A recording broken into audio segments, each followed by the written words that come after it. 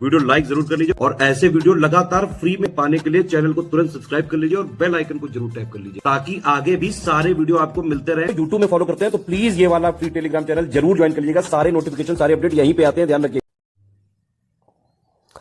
नमस्कार साथियों, स्वागत है आप सभी का बीईओ और पीसीएस की डीवाई सीरीज में। डीवाई सीरीज में आज जो टॉपिक हम डिस्कस करेंगे वो है ज्योग्राफी। और ज्योग्राफी में जो आज का टॉपिक रहेगा वो है भारत का भौतिक स्वरूप, यानी भारत के कितने भौतिक स्वरूप हैं, भारत में किस तरीके की ज्योग्राफी मिलती है, उसको आज हम यहाँ समझेंगे और उसके एक हिस्से को जानने का प्रयास करेंगे। ठीक है, देखो जरा पहले थोड़ा सा पढ़ते हैं, फिर मैं इसको एक्सप्लेन करूंगा आसान भाषा में। भारत विविधताओं का देश है। यहाँ पर सामाजिक, धार्मिक और सांस्कृतिक विविधताओं के अलावा भौगोलिक विविधताएं भी देखने को मिलती हैं। बिल्कुल सही बात है। भारत को उपमहाद्वीप कहा जाता है। भारत को उपमहाद्वीप इसलिए कहा जाता है क्योंकि भारत के चारों तरफ से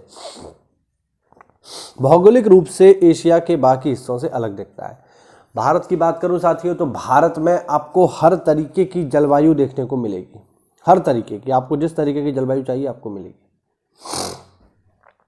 आपको अगर बहुत ज़्यादा बर्फीली जगह पसंद है, आप हिमाचल का रुख करिए, उत्तराखंड के ऊपरी इलाकों में जाइए। आपको मैदानी इलाके पसंद हैं, आप यूपी का रुख करिए। आपको जंगल चाहिए तो आप साउथ इंडिया की तरफ जा सकते हैं। आपको बीच चाहिए आप साउथ इंडिया जा सकते हैं। आपको अगर पठार चाहिए तो आप मध्य भारत का रुख कर सकते हैं। यानी जितने प्रकार की जलवायु होती है, आपको अगर रेगिस्तान का शौक़ है तो आप राजस्थान की तरफ जाइए। आपको बहुत ज़्यादा बरसात का शौक़ है तो आप जो है रुख कर सकते हैं मेघालय के मासिनराम में। तो जितने प्रकार की जलवायु होती हैं, लगभग सभी प्रकार की जलवायु आपको भारत में देखने को मिल जाएंगे।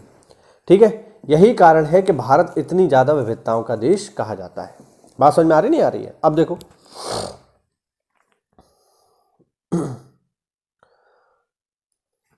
भारत के भौतिक स्वरूप में सबसे पहले जो हम पढ़ेंगे वो पढ़ेंगे हिमालय पर्वत श्रृंखला को सबसे पहले।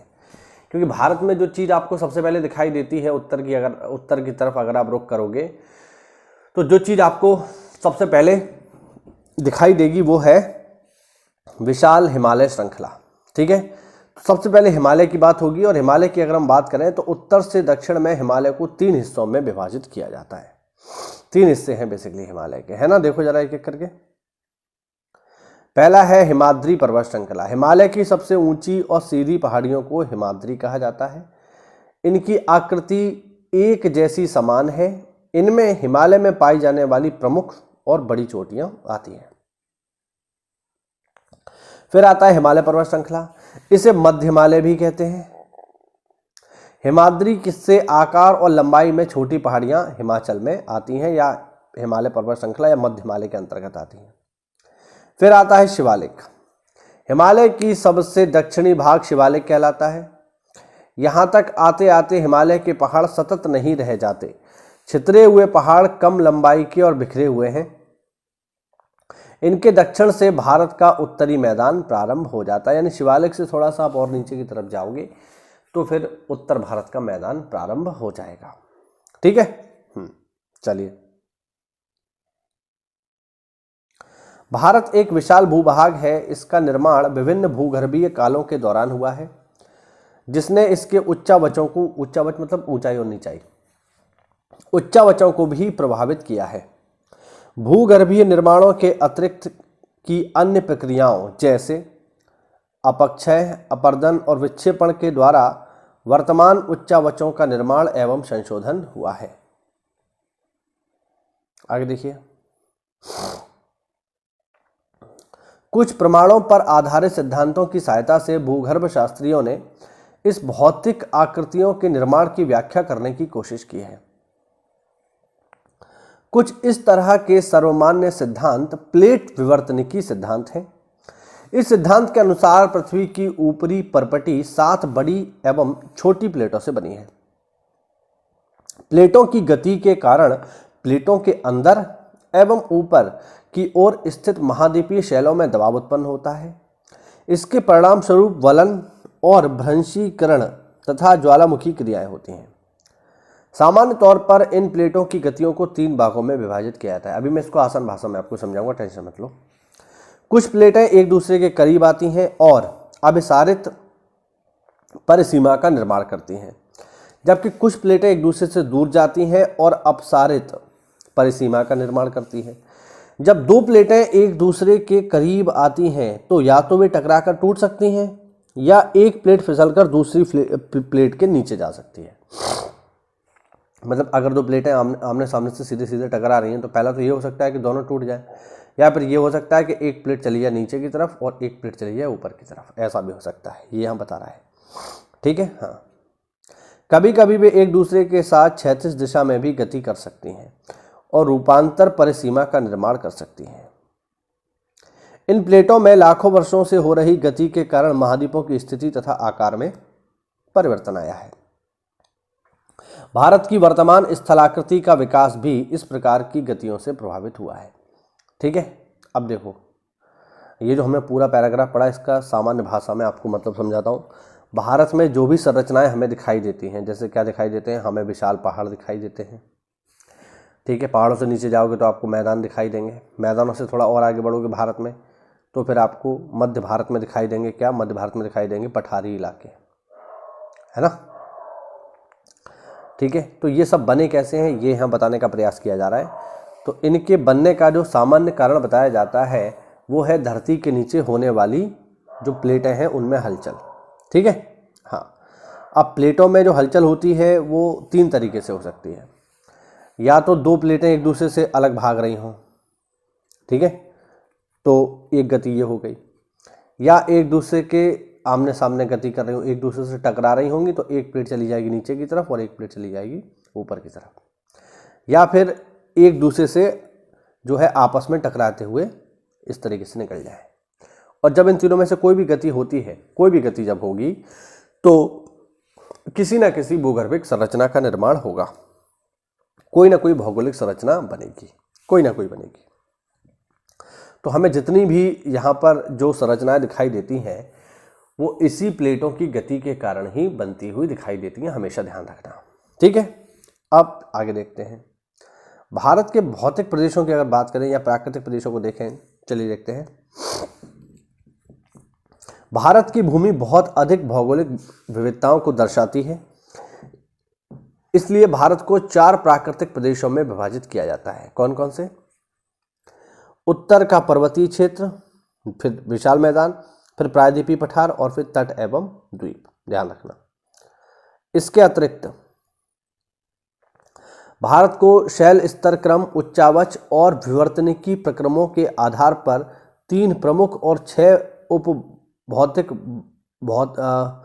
उपभौतिक भू आकृतिक प्रदेशों में बांटा गया है। कौन कौन से? उत्तरी पर्वत, सिंधु गंगा का मैदान, थार मरुस्थल, मध्य उच्च भूमि और दक्कन का पठार, 5वां तटीय मैदान और 6ठा अपतटीय सागर एवं द्वीप। तो इस तरीके से है, यहाँ पर हम इनको बंटवारा करते हैं, ठीक है। ये पेपर पूछा जाता है, ध्यान रखना। अब एक एक करके बात होगी। यहाँ पे सबसे पहले बात होगी उत्तर के पर्वतीय प्रदेश की। देखो, उत्तर के पर्वतीय प्रदेश का मतलब ये हो गया, हम बात करेंगे यहाँ पर हिमालय की, ठीक है। अब देखो हिमालय बना कैसे है उसके लेकर के बात होगी। सबसे पहले बात करेंगे उत्पत्ति एवं उत्थान की। प्लेट विवर्तनिकी सिद्धांत के अनुसार हिमालय की उत्पत्ति 2 महाद्वीपों के आपस में टकराने से हुई है। ऐसा माना जाता है हिमालय कैसे बना है, तो 2 बड़े बड़े जमीन के टुकड़े थे, वो टकराए और फिर जन्म हुआ किसका? हिमालय का। सही है ना। जहां आज हिमालय पर्वत स्थित है वहां विशाल सागर जिसका नाम था टिथिस सागर मौजूद था। यानी आज जहां पर हिमालय है प्राचीन समय में वहां पे कौन सा सागर था? उसका नाम है टिथिस। ये पेपर में पूछा जा चुका है, ध्यान रखना,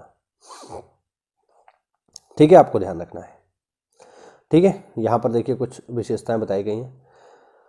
ये आप देखेंगे, ये है 5400 लाख साल पहले का धरती, फिर 4200 लाख साल पहले की धरती कुछ इस तरीके की थी, थोड़ा सा पास पास आ गई, ठीक है। 3000 लाख साल पहले की धरती कुछ इस तरीके की थी, ठीक है। 1200 लाख साल पहले की धरती कुछ इस तरीके की थी और ज़्यादा जो है ज़मीन के टुकड़े पास पास आ गए। और वर्तमान में धरती कुछ इस तरीके की है, ठीक है, ध्यान रखना।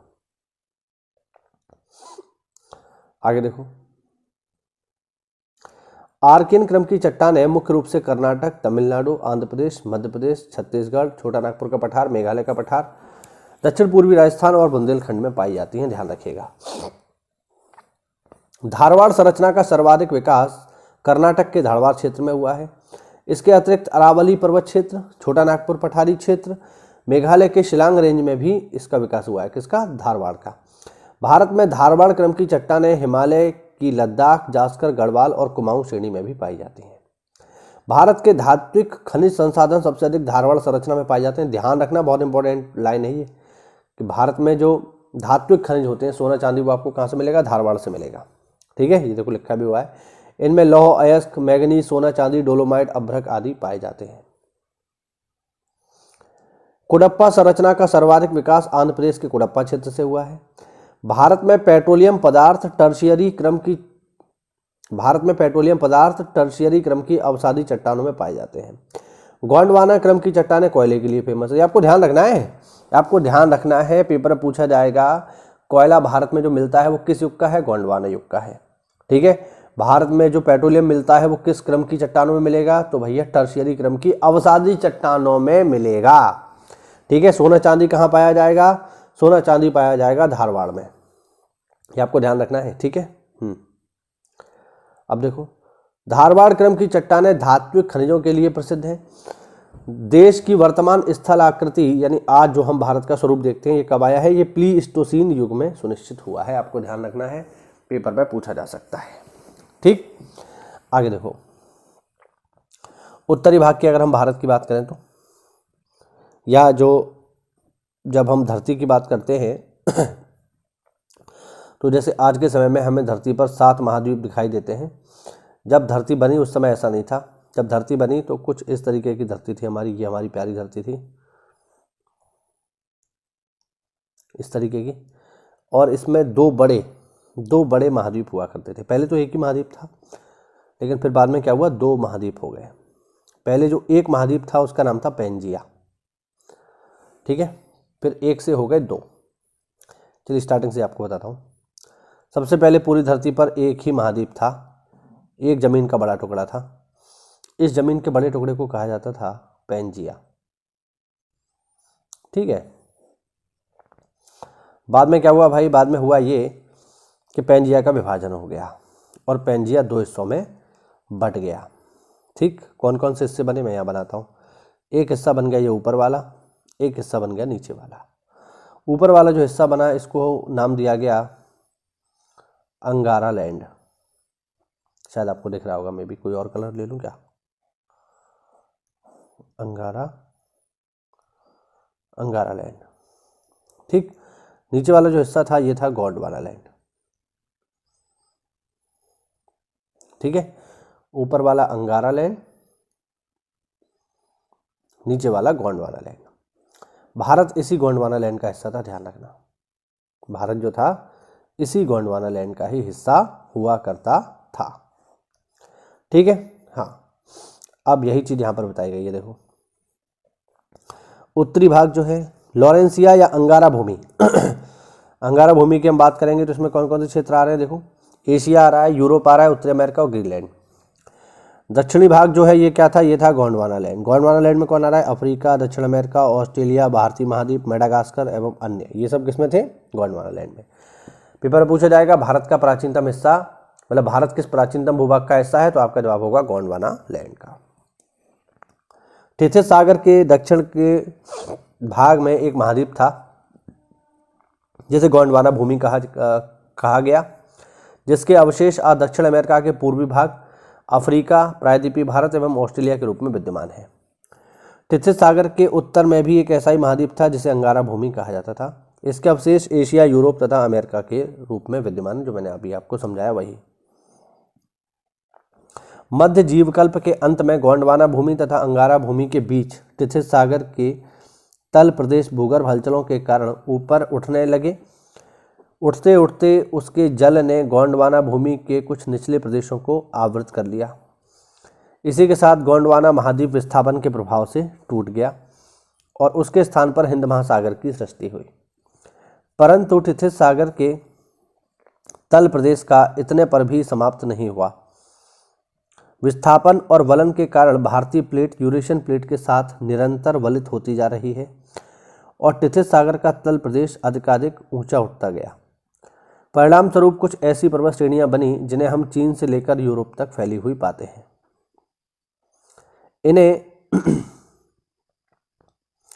इन्हें अल्पाइन समूह की पर्वत श्रेणियां भी कहते हैं, जिसका हिमालय पर्वत एक भाग है। हिमालय की उत्पत्ति कब हुई है? हिमालय की उत्पत्ति जो है टर्शियरी काल में हुई है। हिमालय विश्व का एक नवीनतम मोड़दार या वलित पर्वत है, ध्यान रखना, ठीक है। कश्मीर से अरुणाचल प्रदेश तक हिमालय पर्वत श्रृंखला 2500 किलोमीटर में फैली हुई है। पूर्व में इसकी चौड़ाई 150 किलोमीटर तथा पश्चिम में इसकी चौड़ाई 500 किलोमीटर तक है। यानी पश्चिम में हिमालय ज़्यादा चौड़ा है, पूर्व में चौड़ाई लगातार कम होती गई है, ऊंचाई बढ़ती गई है। हिमालय पर्वत श्रृंखला की औसत ऊंचाई 6000 मीटर है। हिमालय पूर्व की अपेक्षा पश्चिम में अधिक चौड़े होने के कारण पश्चिम की अपेक्षा पूर्व में दबाव बल अधिक होना है, ठीक है। पूर्व में दबाव ज़्यादा है तो चौड़ाई कम हो गई है, पश्चिम में दबाव कम है तो चौड़ाई कम है। दबाव बल अधिक होने के कारण पूर्वी हिमालय पश्चिमी हिमालय की अपेक्षा अधिक ऊंचा है। पूर्वी हिमालय चौड़ा कम है तो ऊंचा ज़्यादा है, पश्चिमी हिमालय चौड़ा ज़्यादा है तो ऊंचा कम है, ठीक है। यहाँ पर आप देख सकते हैं, ये पश्चिमी हिमालय को यहाँ पर दिखाया गया है। यहाँ पर आप नोटिस करिएगा कि इसकी चौड़ाई देखो कितनी ज़्यादा है यहाँ पे, है ना। और जैसे जैसे आप पूर्व की ओर बढ़ेंगे चौड़ाई कम होती जाएगी। अब देखो, उत्तरी पर्वतीय प्रदेश को 3 हिस्सों में बांटा जा सकता है। बेसिकली हिमालय को, मतलब जो पूरा का पूरा उत्तर में जो पर्वतीय क्षेत्र है उन्हें 3 हिस्सों में बांट सकते हैं। पहला है ट्रांस हिमालय, दूसरा है हिमालय पर्वतीय प्रदेश और तीसरा है पूर्वांचल की पहाड़ियाँ। एक एक करके इनकी बातचीत हम यहाँ पर करेंगे। चलिए,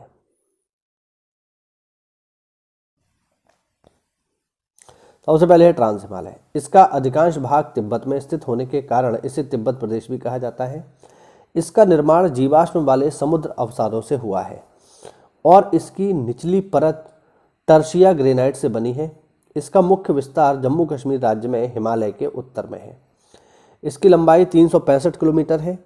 इस भाग में वनस्पतियों का अभाव है और ट्रांस हिमालय में 3 प्रकार की श्रेणियां मूल रूप से पाई जाती हैं। पहली है काराकोरम, दूसरी है जास्कर और तीसरी है लद्दाख। एक एक करके इनको भी देख लेते हैं। सबसे पहली है काराकोरम। यह भारत की सबसे उत्तरी पर्वत श्रृंखला है, ध्यान रखना। इसे उच्च एशिया की पीठ भी कहा जाता है। भारत की सबसे ऊंची चोटी गार्डविन आस्टिन या माउंट K2 इसी में ही स्थित है, ध्यान रखना। भारत की सबसे ऊंची चोटी कौन सी है? गॉडविन आस्टिन या माउंट K2। K2 इसका नाम इसलिए है क्योंकि देखो कारा और कोरम यही तो है इसका पूरा नाम। तो एक के ये हो गया, एक के ये हो गया, 2 के हो गए, इसलिए हम इसे क्या बोलते हैं? K2, ठीक है, ध्यान रखना। आगे देखो, काराकोरम की नुब्रा वैली में ही सियाचिन ग्लेशियर मौजूद है, ध्यान रखना, ठीक है। इसके नीचे जाओगे तो आएगी लद्दाख श्रेणी। यह है काराकोरम के दक्षिण में स्थित है। लद्दाख श्रेणी का पूर्वी भाग कैलाश श्रेणी कहलाता है, जो तिब्बत चाइना में मौजूद है। इसके नीचे जाओगे तो मिलेगी जास्कर श्रेणी। यह लद्दाख के दक्षिण एवं महान हिमालय के उत्तर में स्थित है। लद्दाख श्रेणी एवं जास्कर श्रेणी के बीच सिंधु नदी बहती है। ये आपको ध्यान रखना है कि सिंधु जो है किन 2 पर्वत श्रृंखलाओं के बीच बहती है, तो आपका जवाब होगा लद्दाख एवं जास्कर, ठीक है। अब आगे देखते हैं, चलिए। आगे है हिमालय पर्वतीय प्रदेश। अब हमने ट्रांस हिमालय को पढ़ लिया, अब हम पढ़ेंगे हिमालय को। हिमालय पर्वतीय प्रदेश 3 समांतर श्रृंखलाओं के रूप में फैला हुआ है, जो उत्तर से दक्षिण के क्रम में है। सबसे पहला है वृहद हिमालय, फिर आता है लघु या मध्य हिमालय और तीसरा आता है शिवालिक या फिर बाह्य हिमालय भी कहा जाता है, इसको ध्यान रखना। एक एक करके चलिए इनकी बात करते हैं। सबसे पहले है वृहद हिमालय या हिमाद्री। यह सिंधु नदी के गार से अरुणाचल प्रदेश में ब्रह्मपुत्र नदी के मोड़ तक फैला हुआ है। विश्व की सबसे ऊंची चोटियां इसी श्रेणी में पाई जाती हैं, जैसे माउंट एवरेस्ट, जिसको नेपाल में सागरमाथा भी कहते हैं, यहीं पर आपको मिलेगा, ठीक है। इस श्रेणी के मध्य भाग से गंगा, यमुना एवं उसकी सहायक नदियों का उद्गम होता है। गंगा वंगा सब जितनी भी इंपॉर्टेंट रिवर है यहीं से निकलती है। इस श्रेणी को काटकर सिंधु, ब्रह्मपुत्र, अलकनंदा ने पूर्ववर्ती नदी घाटियों का निर्माण किया है। यह नंगा पर्वत से लेकर नामचा बरवा पर्वत तक एक दीवार के रूप में फैला हुआ है। किसकी बात कर रहे हैं हम? वृहद हिमालय की बात कर रहे हैं, ठीक है। अब पूर्ववर्ती नदी क्या होती है देख लो, यहाँ पर आया ना, ये देखो ये लिखा है पूर्ववर्ती, इसका मतलब क्या है? पूर्ववर्ती वे नदियां हैं जिनका निर्माण स्थल खंड के उत्थान से पहले ही हो चुका है। ये नदी के मार्ग में स्थल खंड, यदि नदी के मार्ग में स्थल खंड का उत्थान होता है तो पूर्ववर्ती नदी ऊंचे उठे हुए स्थल खंड को काटकर अपने पुराने मार्ग को सुरक्षित रखती है। यानी भारत में कुछ नदियां ऐसी हैं जो हिमालय के बनने से पहले भी मौजूद थीं और अभी भी हैं। ठीक है, जब हिमालय नहीं बना था तब भी ये बह रही थी। बाद में जब हिमालय बनना शुरू हुआ तो इन नदियों ने अपना रास्ता बनाए रखा और हिमालय को काट डाला। ऐसी नदियों को ही कहा जाता है पूर्ववर्ती नदी। इसका बेस्ट एग्जाम्पल है हमारे पास सिंधु है, सतलज है, ब्रह्मपुत्रा है। ये सब जो है क्या है? ये सब की सब पूर्ववर्ती नदियाँ हैं। ठीक, हिमालय का सर्वोच्च शिखर है माउंट एवरेस्ट, जिसे हम चोमोलुंगमा तिब्बत में या सागरमाथा नेपाल में भी इसको इस नाम से जानते हैं, ध्यान रखना। माउंट एवरेस्ट को तिब्बत में क्या बोलते हैं? चोमोलुंगमा, और नेपाल में क्या बोलते हैं? सागरमाथा। भारत का सर्वोच्च शिखर जो है वो है K2, और वर्तमान में K2 कहाँ पर है? POK में है, ध्यान रखना। भारत में स्थित हिमालय की सबसे ऊंची चोटी है कंचनजंगा, जो कि सिक्किम में है, नेपाल की सीमा पर, ध्यान रखना। अब देखो जो K2 है ये भारत की सबसे ऊंची चोटी तो है, लेकिन भारत की सबसे ऊंची चोटी होते हुए भी भारत में नहीं है, तो POK में है। तो भारत में मौजूद जो सबसे ऊंची चोटी है वो है माउंट कंचनजंगा। ये बात आपको ध्यान रखनी है। माउंट कंचनजंगा कहाँ मिलेगा आपको? ये मिलेगा सिक्किम में। चलिए आगे बढ़ते हैं। आगे बढ़ेंगे तो आएगा लघु हिमालय या हिमाचल। बृहद हिमालय के बाद लघु हिमालय। इसका विस्तार मुख्य हिमालय के दक्षिण में है। इसकी चौड़ाई 80 से 100 किलोमीटर के बीच है। इसकी औसत ऊंचाई 3700 से 4500 मीटर के बीच पर है। इसके ढालों पर कोणधारी वन तथा छोटे छोटे घास के मैदान पाए जाते हैं। इन घास के मैदानों को कश्मीर में क्या बोलते हैं? मर्ग, ध्यान रखना, सोनमर्ग और गुलमर्ग। उत्तराखंड में क्या बोलते हैं? बुग्याल और पयार। मध्यवर्ती भागों में द्वार और दून कहते हैं, जैसे आपने सुना होगा देहरादून, पोटली दून, हरिद्वार। ठीक है, विवर्तन की दृष्टि से यह हिमालय प्राय शांत है। भारत के प्रसिद्ध स्वास्थ्यवर्धक स्थल जैसे शिमला, मसूरी, नैनीताल, रानीखेत, दार्जिलिंग आदि लघु हिमालय के निचले भाग अर्थात लघु हिमालय और शिवालिक के बीच में ही मौजूद है, ध्यान रखना। तो शिमला, मसूरी, नैनीताल ये सब कहाँ मिलेगा आपको? मध्य हिमालय में मिलेगा। अब मध्य हिमालय के अलग अलग क्षेत्रों में अलग अलग नाम है, जैसे इसको देख लो। पीर पंजाल नाम आपका इसको मिलेगा जम्मू एंड कश्मीर में। धौलाधार श्रेणी आपको मिलेगी हिमाचल प्रदेश में। नाग टिब्बा ये मिलेगा आपको उत्तराखंड में, और महाभारत श्रेणी ये आपको मिलेगी नेपाल में। ये इसके लोकल नाम है, ध्यान रखना। आप पेपर में आपसे पूछ लेगा कि पीर पंजाल श्रेणी कहाँ मिलेगी? जम्मू कश्मीर में। पीर पंजाल श्रेणी किसका हिस्सा है? मध्य हिमालय का। धौलाधार कहाँ मिलेगी? हिमाचल प्रदेश में। किसका हिस्सा है? लघु हिमालय का या मध्य हिमालय का, एक ही बात है। नाग टिब्बा कहाँ मिलेगी? उत्तराखंड में। किसका हिस्सा है? लघु हिमालय का। और पेपर में पूछा जाएगा मध्य हिमालय को नेपाल में किस नाम से जानते हैं? तो आपका जवाब होगा महाभारत श्रेणी। ठीक है, ध्यान रखना। आगे देखो, आगे है शिवालिक। शिवालिक श्रेणी लघु हिमालय के दक्षिण में स्थित है। इसका विस्तार पश्चिम में पंजाब के पोतबार बेसिन से प्रारंभ होकर पूर्व में कोसी नदी तक है। हिमाचल प्रदेश एवं पंजाब में यह अधिक चौड़ा है, जबकि पूर्व में संकरा होता जाता है। संकर मतलब पतला होता जाता है। यह हिमालय पर्वत श्रृंखला का नवीनतम भाग है। ये बात आपको ध्यान रखनी, पेपर में पूछी जा चुकी है कि हिमालय का सबसे नया भाग कौन सा है? शिवालिक।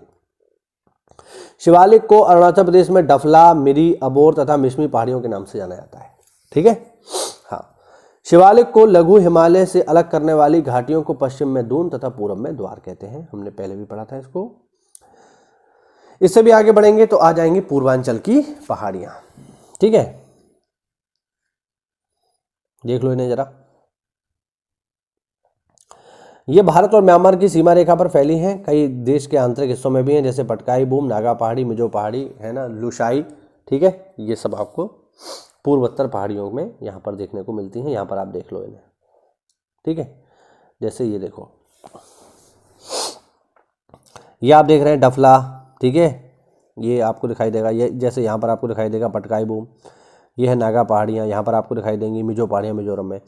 गारो खासी जयंतियाँ ये आपको मिलेंगी कहाँ पर? ये मिलेंगी मेघालय में, काफ़ी फेमस है।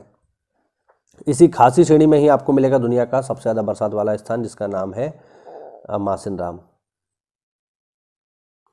है ना। तो मासिनराम आपको कहाँ मिलेगा? मासिनराम आपको इसी खासी श्रेणी में ही देखने को मिलेगा। डफला और ये जो है ये सब आपको मिलेंगे अरुणाचल प्रदेश में। ठीक है, आगे हम देखते हैं। आगे है नदियों के आधार पर हिमालय का वर्गीकरण, प्रादेशिक विभाजन। ठीक है, ये जो विभाजन है साथियों, ये ध्यान रखना, ये नदियों के आधार पर है। अभी जो हमने हिमालय का वर्गीकरण पढ़ा वो पर्वतों के आधार पर था, अब हम पढ़ रहे हैं नदियों के आधार पर। तो पहला है पंजाब हिमालय। सिंधु नदी तथा सतलज नदी के मध्य अवस्थित यह पर्वतीय भाग जम्मू कश्मीर व हिमाचल प्रदेश में विस्तृत है। इसमें लद्दाख, पीर पंजाल, जास्कर श्रेणियां व रोहतांग एवं जोजिला दर्रा स्थित है। तो सिंधु और सतलज के बीच में कौन सा हिमालय है? पंजाब, बस इतना ही ध्यान रखना है। उसके आगे बढ़ेंगे तो आ जाएगा कुमायूं। कुमायूं किसके बीच में है? सतलज और काली नदी के बीच में। ध्यान रखना, सिंधु और सतलज के बीच में पंजाब, सतलज और काली के बीच में कुमायूं। यह पंजाब हिमालय से अधिक ऊंचा है। भागीरथी और यमुना नदियों का उद्गम यहीं से होता है। बद्रीनाथ, केदारनाथ यहाँ की प्रमुख चोटियाँ हैं कुमायूं की। नंदा देवी कुमायूं हिमालय का प्रमुख शिखर है और ये मुख्यतः उत्तराखंड में है। ठीक है, इसके भी हम आगे बढ़ेंगे तो नेपाल हिमालय आ जाएगा। यह पर्वत प्रदेश हिमालय का सबसे लंबा प्रादेशिक भाग है। ध्यान रखना, नेपाल हिमालय सबसे लंबा है। यह काली से तीस्ता के बीच 800 किलोमीटर में फैला हुआ है। विश्व की सर्वोच्च पर्वत श्रृंखला माउंट एवरेस्ट, कंचनजंगा, धौलागिरी, मकालू आदि इसी श्रेणी में है, नेपाल हिमालय में ही है। पेपर मान लो सवाल आया कि माउंट एवरेस्ट कहाँ पर है। अब वैसे तो आपको पता है वृहद हिमालय में है, ठीक है, लेकिन वृहद हिमालय ऑप्शन में नहीं हुआ तो फिर वहाँ पर ऑप्शन में क्या मिलेगा? नेपाल हिमालय मिलेगा, ध्यान रखना। ठीक है, हाँ।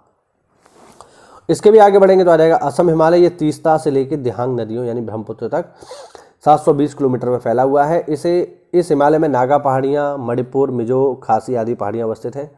इस भाग की प्रमुख नदियाँ हैं दिहांग, दिबांग, लोहित, ब्रह्मपुत्रा।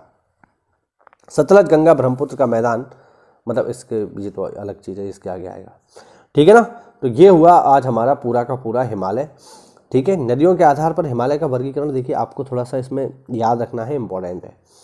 ठीक है, सिंधु और सतलज के बीच में मिलेगा पंजाब हिमालय, सतलज और काली के बीच में मिलेगा कुमायूं। ठीक है, काली और तीस्ता के बीच में आपको मिलेगा, देखो काली और तीस्ता के बीच में मिलेगा नेपाल, और तीस्ता और ब्रह्मपुत्र के बीच में मिलेगा आपको असम।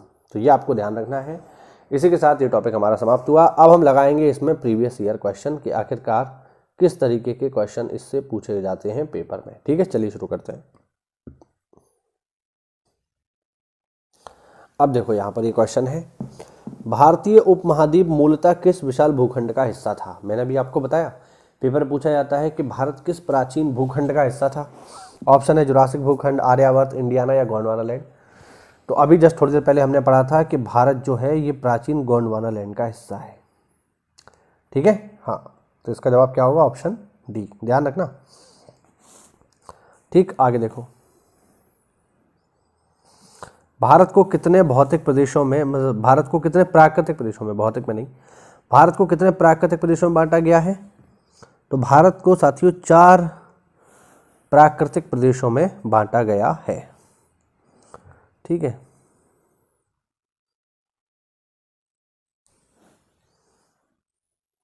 चार कौन कौन से? यहां पर आप देख सकते हो, आरएएस में पूछा गया प्रश्न है हमने पढ़ा भी है। उत्तर का पर्वतीय क्षेत्र, फिर विशाल मैदान है ना, इसके अलावा प्रायद्वीपीय पठार, और चौथा तट एवं द्वीप।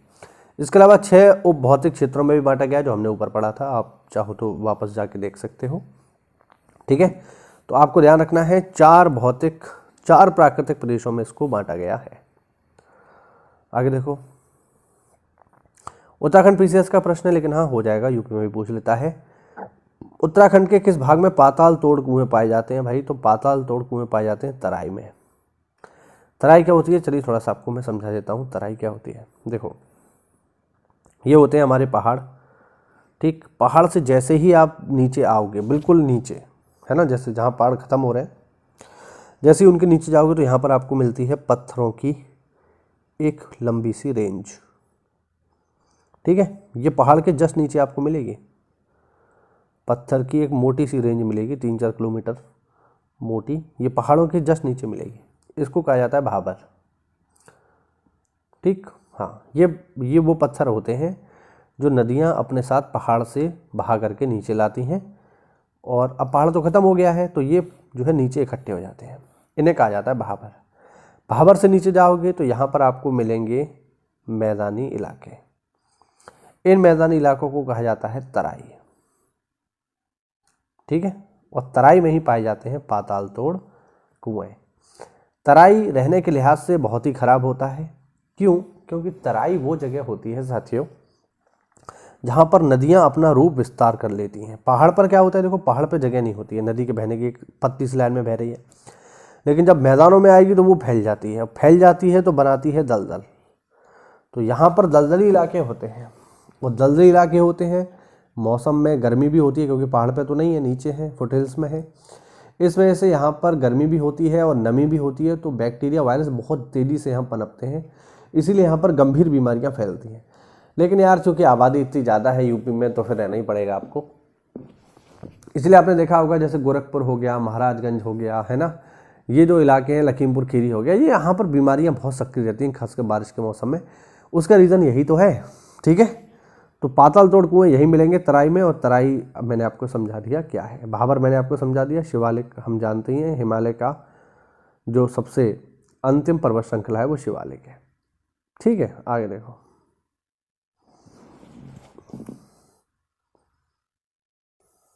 चलिए ये देखो, ये प्रश्न जो है आरएएस में पूछा गया है। हिमालय से निकलने वाली नदियां सतत वाहिनी हैं, इसका क्या मतलब है? ये पहले स्टेटमेंट है। इसका मतलब ये है कि हिमालय से जो नदियां निकलती हैं वो लगातार बहती रहती हैं। इसका मतलब ये हुआ कि उनमें पानी की कमी नहीं होती है। सतत वाहिनी का मतलब है जो लगातार बहती रहे, और लगातार कब बहेगी? जब पानी होगा, तो इनमें पानी की कमी नहीं होती है, इस वजह से ये सतत वाहिनी है। अब इसका रीज़न क्या है, सतत वाहिनी क्यों है? रीज़न बता रहा है, हिमालयी नदियों का उद्गम स्रोत हिमानियों में से, हिमानी मतलब ग्लेशियर, ठीक है, ग्लेशियर से है। ये बात बिल्कुल सच है।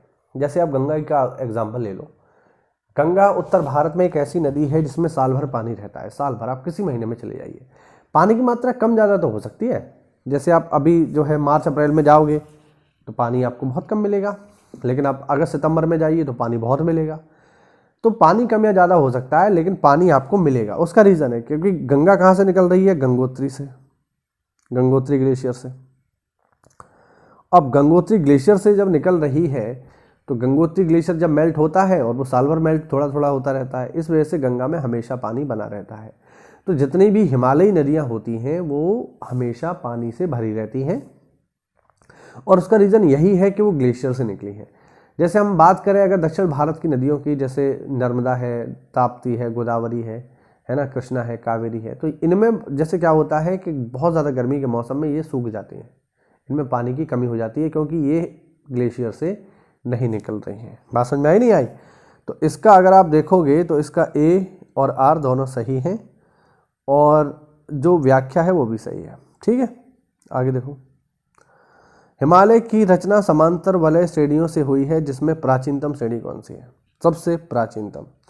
तो हिमालय की सबसे प्राचीनतम श्रेणी कौन सी है भैया? हिमालय की सबसे प्राचीनतम श्रेणी है बृहद हिमालय श्रेणी, ग्रेटर जो हिमालय है, ये सबसे प्राचीन है। और शिवालिक की अगर मैं बात करूं तो ये है सबसे नवीन। ये बात ध्यान रखनी है आपको, ये है सबसे प्राचीन और ये है सबसे नवीन, दोनों ही पेपर में पूछे जाते हैं, आपको पता होना चाहिए। यहाँ पर एज भी दी हुई है, आप यहाँ देख सकते हैं। हिमालय की सबसे प्राचीनतम श्रेणी ओलिगोसीन युग की है, जो 25 से 40 मिलियन साल पहले की है। 25 से 40 मिलियन साल का मतलब हो गया 2.5 करोड़ से करीब करीब 4 करोड़ साल पुरानी है।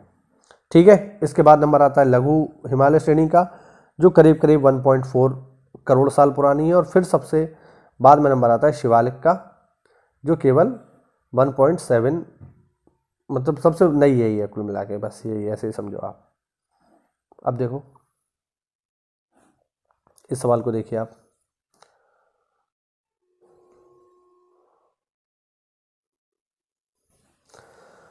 उत्तर भारत में उप हिमालय क्षेत्र के सहारे फैले समतल मैदान को क्या कहा जाता है? हिमालय के सहारे, मैंने अभी ऊपर आपको क्या बताया, यह है हिमालय पर्वत श्रृंखला। इसके जस्ट नीचे क्या मिलेगा आपको? पत्थरों की लंबी सी श्रृंखला मिलेगी। इस पत्थरों की लंबी श्रृंखला को क्या कहा जाता है? इस पत्थरों की लंबी श्रृंखला को हम नाम देते हैं भाबर। भाबर से और आगे बढ़ोगे तो आ जाएगा तराई। ठीक है, हाँ, तो इसका जवाब क्या होगा? इसका जवाब होगा साथियों भाबर। यूपीपीसीएस प्री में 2007 में पूछा गया है। ठीक है, यहाँ पर आप देख सकते हो लिखा हुआ है, शिवालिक के अग्र क्षेत्र में की गई कंकड़ और बजरी के जमावों से निर्मित मेखला है क्या? बहावर। लिखा हुआ है हिमालय के गिरिपात क्षेत्र में, गिरिपात मतलब जहाँ पहाड़ खत्म हुआ है, गिरिपात क्षेत्र में पश्चिम में सिंधु से पूर्व में तीस्ता के बीच फैले समतल मैदान को भावर कहा जाता है। यह सामान्यतः 8 से 16 किलोमीटर चौड़ी हिमालयी नदियों द्वारा अचानक ढालभंग होने के कारण कंकड़ और बजरी के जमावों से निर्मित मेखला है, जिसको हम कहते हैं बहावर। ठीक है, आगे देखो।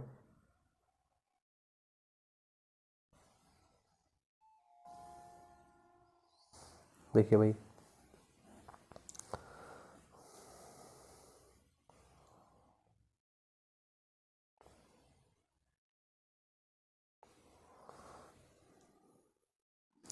लघु हिमालय स्थित है किसके? ट्रांस हिमालय और मध्य हिमालय के, शिवालिक और महान हिमालय के, ट्रांस हिमालय और शिवालिक के, और शिवालिक और बृहद हिमालय के। देखो ये मैं आपको बता देता हूँ। सबसे ऊपर आपको मिलता है, सबसे ऊपर आपको मिलेगा ये है ग्रेटर हिमालय, बृहद हिमालय। ग्रेटर हिमालय के नीचे मिलेगा मध्य हिमालय, मिडिल हिमालय। इसके नीचे जाओगे तो मिलेगा आपको शिवालिक। इस तरीके से है। ग्रेटर हिमालय के ऊपर भी आप जाओगे तो यहाँ पर आपको मिलता है ये है ट्रांस हिमालय। ठीक है, अब यहाँ पर आप देख लो, लघु हिमालय की पूछ रहा है। लघु हिमालय मतलब मध्य हिमालय, तो एक तरफ होगा ग्रेटर और एक तरफ होगा शिवालिक। ठीक है, तो सही जवाब क्या हो जाएगा? सही जवाब हो जाएगा शिवालिक और महान हिमालय के बीच में। अब इनमें से जरूरी नहीं है कि हर बार लघु हिमालय पूछे, आपसे ग्रेटर हिमालय भी पूछ सकता है, तो ग्रेटर हिमालय हो जाएगा मध्य हिमालय और ट्रांस हिमालय के बीच में। ठीक है, हाँ, तो इस तरीके से कोई भी पूछ सकता है, पेपर में कुछ भी आ सकता है, ध्यान रखना। यहाँ पर आप देख लो, वही बताया गया है। सबसे पहले ट्रांस हिमालय, फिर महान हिमालय, फिर मध्य हिमालय और अंत में शिवालिक। अगला प्रश्न इसी पर आधारित है। पश्चिम भाग में हिमालय की श्रेणियों का दक्षिण से उत्तर की ओर क्रम बताइए। दक्षिण से उत्तर यानी सबसे पहले नीचे और फिर ऊपर। तो अभी हमने क्या देखा? अभी हमने देखा कि सबसे नीचे कौन सी श्रृंखला है? शिवालिक। शिवालिक के ऊपर जाओगे क्या मिलेगा? मध्य हिमालय। मध्य हिमालय के ऊपर जाओगे क्या मिलेगा? ग्रेटर हिमालय। ग्रेटर हिमालय के ऊपर जाओगे क्या मिलेगा? ट्रांस हिमालय। ये तो हमने पढ़ा। अब यहाँ पे देख लो, सबसे पहले क्या आएगा? सबसे पहले आएगा शिवालिक। शिवालिक के बाद क्या आएगा? मध्य हिमालय। मध्य हिमालय लघु हिमालय एक ही बात है, ध्यान रखना। और फिर क्या आएगा? फिर आएगा ग्रेटर हिमालय। तो option B is correct. Chhattisgarh PCS 2015 में पूछा गया प्रश्न है। आगे देखेंगे। ये जो पहले अभी जो आरओ होता है ना, उसको पहले नाम था यूडीए एलडीए। तो ये 2010 में आया हुआ प्रश्न है। हिमालय की सबसे नवीनतम पर्वत श्रेणी कौन सी है? अभी मैंने जस्ट पीछे आपको बताया कि हिमालय की सबसे नवीनतम पर्वत श्रेणी है शिवालिक। सबसे पुरानी अगर पूछेगा तो कौन सी हो जाएगी? महान हिमालय या ग्रेट हिमालय की बात है। तो सबसे नवीन पूछ रहा है तो हमें आंसर शिवालिक करना है। सबसे पुरानी पूछेगा तो हमें आंसर करना है महान हिमालय। आपको ध्यान रखना है। आगे देखो, निम्न में से कौन सी चट्टान प्रणाली भारत में नवीनतम है, सबसे नई है? ये आपको बताना है। ठीक है, तो ऑप्शन है विंध्य, धारवाड़, कुडप्पा या गोंडवाना। देखिए, इसका जो करेक्ट आंसर होगा साथियों ये है गोंडवाना। ठीक है, ये बात आपको ध्यान रखनी है। ठीक है, इनमें जैसे इनका जो क्रम है ये मैं आपको जरा बता देता हूँ। देखो जरा, देखो इसको आप कहीं नोट कर लेना, ये इंपॉर्टेंट है। ठीक है, देखो सबसे पुरानी जो चट्टानें हैं ये है आर्कियन, सबसे पुरानी। आर्कियन के बाद नंबर आता है धारवाड़ का, जिनमें सोना चांदी मिलता है। धारवाड़ के बाद नंबर आता है कोडप्पा का। ठीक है, हाँ ठीक, कोडप्पा का नंबर आता है। ठीक, और कुडप्पा के बाद नंबर आता है विंध्य का, विंध्य। ठीक है, विंध्य में जैसे चूना पत्थर, बलुआ पत्थर, चीनी मिट्टी इत्यादि प्राप्त होती है। और फिर नंबर आता है सबसे लास्ट में गोंडवाना का, जो ये लिखा हुआ है। ठीक है, गोंडवाना से हमें क्या मिलता है? कोयला, पेट्रोलियम वगैरह प्राप्त होता है। तो सबसे पहले आर्कियन, फिर धारवाड़, फिर कुडप्पा, फिर विंध्य, और सबसे नया पूछ रहा है तो ये है गोंडवाना। सबसे लास्ट में कौन आएगा? गोंडवाना आएगा। इस चीज़ को आप लोग ध्यान रखना, पेपर में पूछी जा सकती है। आगे देखते हैं, अगला प्रश्न देखिए। हिमालय का पर्वत पदीय प्रदेश है, यानी हिमालय की फुट हिल्स क्या है, आपसे ये पूछ रहा है। हिमालय कहाँ खत्म हो जाता है? तो जस्ट अभी मैंने आपको बताया, भावर समझाया, उसी समय बताया था। तो हिमालय कहाँ खत्म होता है भैया? शिवालिक पे खत्म होता है, ध्यान रखना। शिवालिक पे हिमालय आके खत्म हो जाता है। ठीक है, ये है पर्वत पदीय प्रदेश यानी फुटहिल्स, हिमालय के फुटहिल्स। आगे देखो, शिवालिक पहाड़ियां निम्न में से किसका हिस्सा है? तो अभी हम पढ़ करके आए हैं ग्रेटर हिमालय, मध्य हिमालय, शिवालिक, तो ये किसका हिस्सा है? सब हिमालय का हिस्सा है, ध्यान रखना। ठीक है, हाँ, अरावली और ये पश्चिमी घाट सतपुड़ा का हिस्सा नहीं है। एमपीपीसी 2013 में पूछा गया प्रश्न है। शिवालिक श्रेणी का निर्माण कब हुआ है? तो ये मैंने अभी थोड़ी देर पहले ही आपको बताया था, फिलहाल आप चाहें तो यहाँ देख लीजिए। सेनोजाइक समय में इनका हुआ है या पूर्व प्लायोसीन काल में हुआ है। शिवालिक की ऊंचाई कितनी है फिलहाल? तो इसमें ये ऑप्शन नहीं था, फिलहाल इसका जवाब है 900 से। ठीक है, उत्तराखंड पीसीएस में पूछा गया प्रश्न था, लेकिन ऑप्शन ये सारे गलत थे तो फिर वो कैंसिल हो गया था, बट हाँ सवाल आया हुआ है। अब देखो, शिवालिक शैल समूह के दक्षिण में भाबर प्रदेश उदाहरण है किसका? तो भैया ये है गिरिपद स्थिति का। गिरिपद स्थिति का मतलब हो गया फुट हिल्स, किसी भी पर्वत के फुट हिल्स, किसी भी माउंटेन के फुट हिल्स, जहाँ पर माउंटेन खत्म होता है वहाँ पर उत्पन्न होता है भाबर प्रदेश। ठीक है, ध्यान रखना, इंपॉर्टेंट बात है। ठीक है, तो इसी के साथ ये हमारी सीरीज हुई कंप्लीट। उम्मीद करता हूँ कि हिमालय आपको समझ में आ गया होगा। ठीक है, हिमालय आपको समझ में आया होगा। देखिए अभी यहाँ जो मैं आपको PYQ लगवा रहा हूँ ना, ये बस आपको समझाने के लिए है। बाकी जब हम ये टॉपिक कवर कर लेंगे पूरे के पूरे हिस्ट्री ज्योग्राफी के, फिर मैं आपको लगातार इनके 500-500 क्वेश्चन लगवाऊंगा। टेंशन मतलब BO का पेपर जब आप देखोगे ना तो आपको यही लगेगा कि यार ये सवाल तो हम कई बार कर चुके हैं। ठीक है, आपको ऐसा लगेगा ही नहीं कि हम ये पहली बार देख रहे हैं, आपको लगेगा ये सवाल तो हमने बहुत बार सॉल्व करे हैं। तो बस मेहनत करनी है, आपको तैयारी करनी है। मैं मेहनत करने को तैयार हूँ आपके साथ, तो आप भी करिए। मिलते हैं साथियों अगली क्लास में, तब तक के लिए जय हिंद, जय भारत, वंदे मातरम। थोड़ा सपोर्ट दिखाइए।